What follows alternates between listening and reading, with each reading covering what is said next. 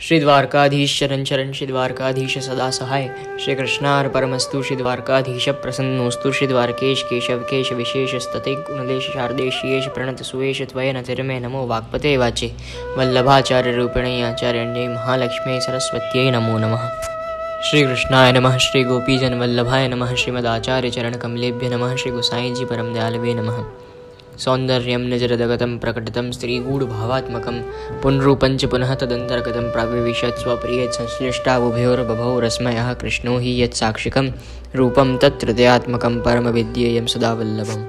सायं पुञ्जालयस्थासनमुपि विलसतस्वर्णपात्रं सुदहतं राजद्यज्ञोपविदं परिधनवसनं गौरं भौजवक्त्रं प्राणानायम्य नासापटनिहितकरं कर्णराजदिविमुक्तं वन्देर्धौन्निलताक्षं मृगमदतिलकं विठ्ठलेशं सुकेशम्। नमामि श्री बालकृष्णं यशोदोत्संगलालितं पूतनासुपयः पानरक्षितो शेषबालकं प्रभुनन्दकुमारो मे स्वामिनी वृषभानुजा कृतार्थोऽहं कृतार्थोऽहं कृतार्थोऽहं न संशयः। आप सभी का आज के श्री द्वारकाधीश प्रभु की वार्ता में मैं खूब स्वागत करता हूँ। आप सभी का जो श्रद्धापूर्वक साथ बना हुआ है, मैं विनती करता हूँ कि सदा ऐसे ही आपका साथ हमेशा बना रहे और ऐसे ही श्री ठाकुर जी की लीलाओं का और गुणगान का दुर्लभ लाभ आप सभी उठाते रहें। आज हम अष्टमोल्लास में प्रवेश करेंगे। सप्तमोल्लास में हमने व्यास जी का प्रसंग श्रवण किया कि कैसे ठाकुर जी उनके माथे बिराजे और जब महाभारत का काल आया तब कैसे उनने श्री द्वारकाधीश प्रभु की आज्ञा से युधिष्ठिर के माथे पधराई। जैसे जैसे काल व्यतीत होता जा रहा है वैसे ही कलयुग पास आता जा रहा है। पहले सतयुग, फिर त्रेता, फिर द्वापर।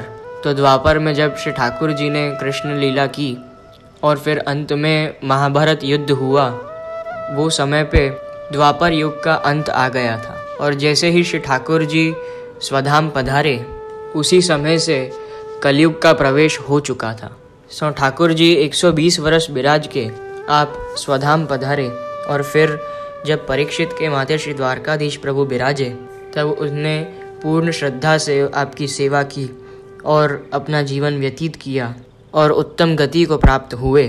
फिर उसके पश्चात हमने श्रवण किया कि परीक्षित के पुत्र जन्मेजय, उनने जब परीक्षित के मृत्यु का बदला लेने के लिए आसुरी यज्ञ किया तब श्री द्वारकाधीश प्रभु उनके माथे बिराजते थे। आपने एक ब्राह्मण को, सौर शर्मा नामक ब्राह्मण को स्वप्न में आज्ञा की कि जो वैष्णव थे वो तो चले गए और यह आज्ञा की कि मुझे छाने छाने यानी चुपचाप ये राजमहल से मुझे ले जा और मेरे प्राचीन स्थान पर जो आबू, जहाँ राजा अम्बरीश मेरी सेवा करते थे, वहाँ मुझे वापस पधरा दे। तो वह सौर शर्मा को श्री द्वारकाधीश प्रभु ने ऐसा बल दिया, ऐसा सामर्थ्य दिया, वह अकेले ही 3 दिन और 3 रात्रि में श्री द्वारकाधीश प्रभु को अपनी गोदी में पधरा कर आबू पर्वत पर चढ़ आए और श्री ठाकुर जी ने वहाँ बिराज कर कितने ही मुनि और ऋषियों को आपने दर्शन दिए और उनको कृतार्थ किया। और फिर वहीं श्री ठाकुर जी कितने ही काल तक आप बिराजे। ये समय तक कलयुग का आरंभ हो चुका था और श्री महाप्रभु जी के प्रादुर्भाव का समय आने वाला था। अष्टमोल्लास प्रारंभ। एक समय चंपारण में श्री महाप्रभु जी को आविर्भाव भयो। यहाँ चंपारण में श्री महाप्रभु जी का आविर्भाव हो चुका है और आबू में श्री द्वारकाधीश प्रभु वही स्थान पर विराजते हैं। अब हम श्रवण करेंगे कि कैसे श्री महाप्रभु जी के माथे श्री द्वारकाधीश प्रभु पधारते हैं। और आबू में जो ब्राह्मण सेवा करतो हतो वो वृद्ध होए देहांत बाद मोक्ष भयो। यानी जो सौर शर्मा नामक जो ब्राह्मण थे जिनको श्री द्वारकाधीश प्रभु ने आज्ञा की थी, उनने कई काल पर्यंत सेवा की और वृद्ध होकर उनका देहांत हुआ और मोक्ष को प्राप्त हुए। उसके पश्चात श्री प्रभुन की सेवा ऋषि करते हते। यानी जो वहाँ पे नित्य सेवा में और दर्शन में ऋषि मुनि आते थे वो आपकी सेवा करने लगे। आर्यावर्त के मध्य भाग में कनौज नामक गांव हतो। वहाँ विष्णु स्वामी संप्रदाय को शिष्य एक दर्जी हतो। वाको नाम नारायण हतो। एक दिन रात में श्री द्वारकाधीश जी ने वाको स्वप्न में आज्ञा करी कि चंपारण में आचार्य जन्मे हैं, वहाँ हमको पधारनो है, तेरे द्वारा हम पधारेंगे।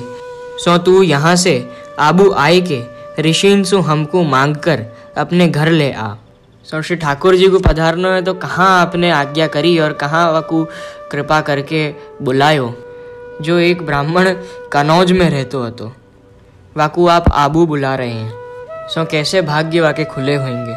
सो पीछे सपना आते ही वाकी नींद खुल गई। वो अपने मन में आश्चर्य करवे लग्यो, ये आबू पर्वत कहाँ है और मैं वहाँ कैसे जाऊँ। चंपारण में कौन आचार्य जन्मे हैं।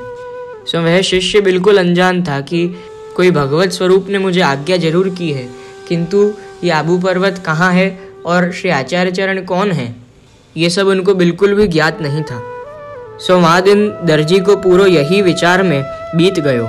दर्जी ने नित्य नियम से ध्यान करके प्रभु से विनती करी, हे प्रभु आपने कृपा करके मुझको स्वप्न दियो। सो मेरी बुद्धि कछु काम नहीं दे है, आपकी महिमा आप ही जानो। यानी आपने कृपा तो करी किंतु मेरी बुद्धि कुछ काम नहीं कर रही है, मतलब मुझे कुछ समझ नहीं आ रहा है कि क्या करना चाहिए।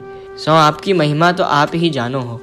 सो फेरी वाह दिन रात को भी स्वप्न भयो कि तू कहाँ विचार में पड़्यो है, सोच मती जो तू जल्दी आव। यानी ठाकुर जी ने फिर स्वप्न में आज्ञा की उसको कि तू कहाँ विचार में पड़ा हुआ है, जल्दी आ और सोच मत ज़्यादा। सो प्रातः काल दर्जी ने जल्दी जल्दी देह कृत्य करके आबू पर्वत को रास्ता लियो। सो रास्ता पूछतो पूछतो वह चलतो भयो। रात होए गई, अब रास्ता सूझे नहीं। ठोकर सु चोट लग गई, दर्द के मारे वह पैर पकड़ के बैठ गयो और थकावट सु वाको नींद आई गई।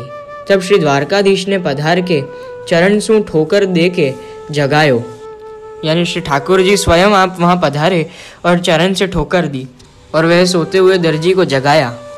फिर दर्जी ने आंख खोल के देखी तो साक्षात दर्शन भये।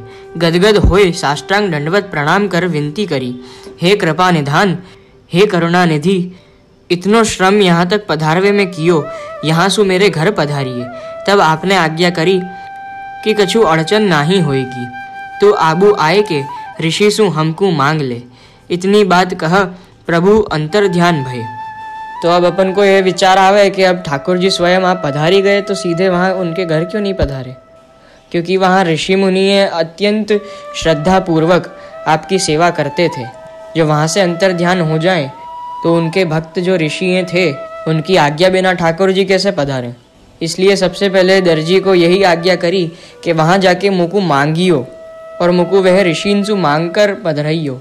तो मतलब पहले उनकी आज्ञा लेकर मुझे पधराना, क्योंकि ऋषिगण भी श्री ठाकुर जी के भक्त ही हैं और नित्य नियम से आपकी ऋषिगण सेवा कर रहे हैं, तो ठाकुर जी उनको भी एकदम से छोड़ के कैसे जाएं।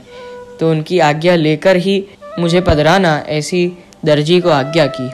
सो श्री ठाकुर जी की साक्षात प्रत्यक्ष वाणी सुन के दर्जी को तो निद्रा आ गई। वो आपका साक्षात्कार झेल नहीं पाया, किंतु फिर मन में प्रभु की वाणी सुमिरन करके आलस से उड़ गयो।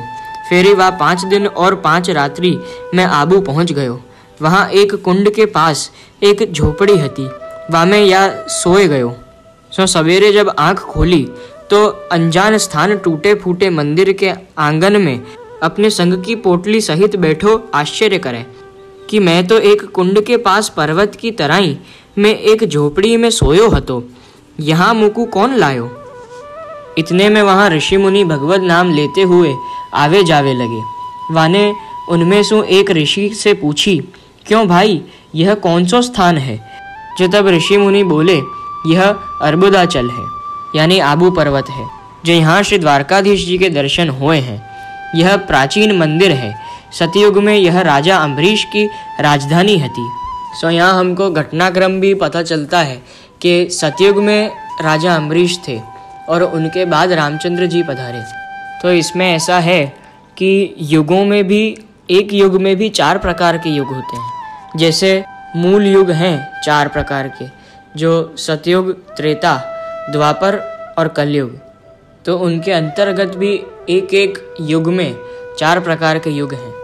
जैसे सतयुग है तो सतयुग में सतयुग त्रेता, सतयुग द्वापर और सतयुग कलयुग।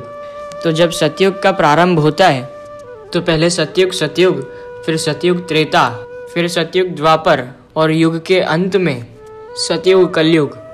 तो हम देखें तो ठाकुर जी का प्रादुर्भाव भी जब धर्म को हानि होती हो और दुष्कृत्य ज़्यादा बढ़ जाते हों, तब हमें समझ जाना चाहिए कि युग का अंत समय आ गया है।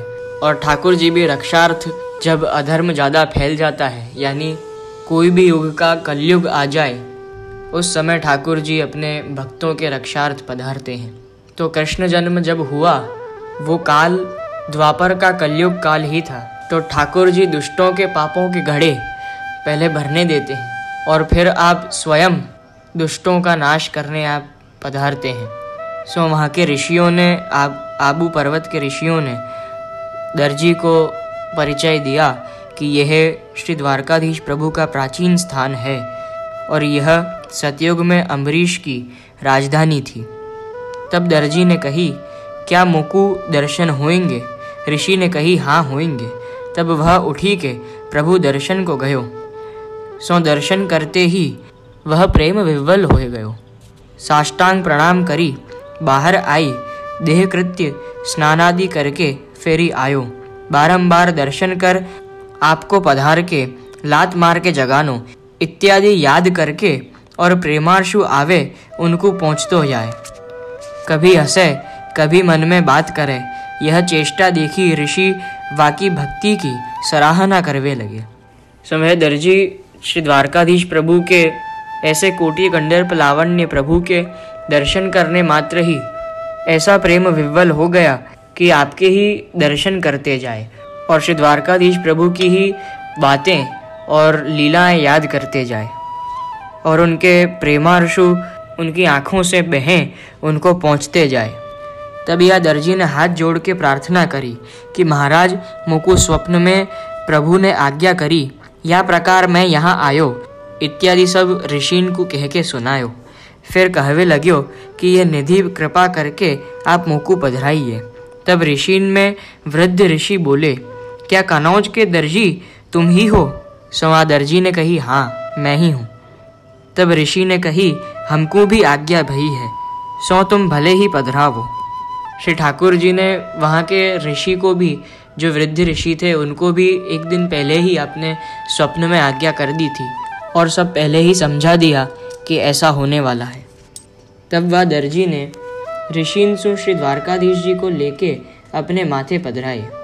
जिस प्रकार वह घर सु आयो वैसे ही प्रभु को संग लेके 3 ही दिन पाछे अपने घर कनौज पहुँच्यो। ये नारायण दर्जी, बाकी बहू लक्ष्मी, बहन सरस्वती, ये तीनों बड़े उत्साह से प्रभु की सेवा करवे लगे। याके घर में तुलसी क्यारी के पास एक भीति में बड़ो हथड़ा हतो, यानी तुलसी क्यारा के पास उनके भीत में एक बड़ा सा गोखला यानी हथड़ा जैसा था। वाही में प्रभु को पधराए हथड़ा को ही मंदिर मानवे लगो। सो यहाँ ठाकुर जी की लीला देखो कि आपकी क्या इच्छा हुई कि आपने कितने ही कालों तक राज वैभव में सभी से सेवा अंगीकार की, और वैसे ही जैसे राजा अम्बरीश के माथे पधारवे के पूर्व जो 2 ब्राह्मणन के वंश में जो एक डोकरी रही थी, वहाँ जैसे श्री द्वारकाधीश प्रभु विराजते थे एक हथड़ा में, सो कितने ही काल पर्यंत पाछे आप वहीं बिराजे। और वह हथड़ा में ही बिराज के वह तीनों नारायण दर्जी, वाकी बहू लक्ष्मी और सरस्वती उनकी बहन थी, उनको ठाकुर जी ने अपने स्वरूपानंद का दान दिया और कितने ही वर्ष पर्यंत प्रभु दर्जी के यहाँ बिराजे। और ठाकुर जी इतने उदार हैं, कृपा निधि हैं आप, आपका तो एक असाधारण आपका स्वभाव ही है अनुग्रह और असीम कृपा करना। तो आप इतने उदार हैं कि दर्जी भक्तिवश नित्य एक मुट्ठी चना की दाल भिगोए के भोग धरतो और श्री प्रभु वाही को राजा अम्बरीश के राज वैभव से अधिक मानते। ऐसी कृपा या दर्जी के ऊपर प्रभु करते। सो प्रभु इतने महोदार हैं, ऐसे महाउदार चरित्र के हैं कृपानाथ के खाली वह दर्जी एक मुट्ठी चना भिगो के नित्य श्री ठाकुर जी के सन्मुख धरतो और ऐसे ही कितने ही काल पर्यंत वाने सेवा करी। फिर भी श्री ठाकुर जी ने वाको स्नेह और वाकी परिस्थिति देख के और आप स्वयं निजजन के स्नेहवश होके जो राजा अम्बरीश आपकी ऐसे राज वैभव सु सेवा करतो, वासु भी कई अधिक श्री द्वारकाधीश प्रभु या की सेवा मानते। अष्टमोल्लास संपूर्ण। सो हम जो भी वार्ताएं और प्रसंग सुनते हैं, श्रवण करते हैं, तो हमें क्यों हर समय सेवा का महात्म्य इतना दिखता है और सेवा इतनी श्रेष्ठ हर जगह दिखती है? क्योंकि यहाँ महात्म्य की विशेषता नहीं है, यहाँ केवल वल्लभ सो और विट्ठल सो केवल प्रीति है। सो जैसे गोविंद स्वामी ने गायो है कि प्रीतम प्रीत ही ते पइये, यानी प्रीतम को पाना हो तो केवल प्रीत से ही मिलते हैं। सो यहाँ पुष्टि मार्ग में महात्म्य की कोई जगह नहीं है। और अपने यहाँ सेवा का हिसाब शू होवे, का प्रकार शू होवे, तो जा प्रकार से श्री व्रजभक्तन ने श्री ठाकुर जी को प्रेम विचार के और आपको तत्सुख को विचार करके जो आपने सेवा करी, उस ही प्रकार से श्री व्रजभक्तन की आड़ी से वैसी ही सेवा उसी प्रकार से हमें करनी चाहिए। और वो ही उचित प्रकार है सेवा का।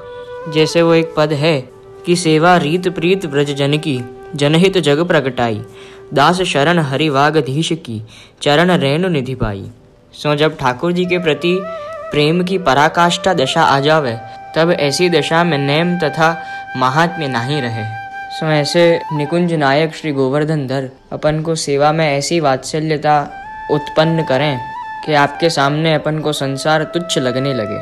सो इतना ही कह के आज के सत्संग को हम संपूर्ण करें और आप सभी का साथ ऐसे ही बना रहे और ऐसे ही सत्संग हर हमेश सबके घर प्रतिदिन चलते रहें और श्री आचार्य चरण के स्थापित किए हुए मार्ग को हम अपने योगदान से स्व मार्ग को स्वस्थ करें। सो सभी वैष्णव जनों को ऐसा संकल्प लेना चाहिए। श्री द्वारकाधीश की जय।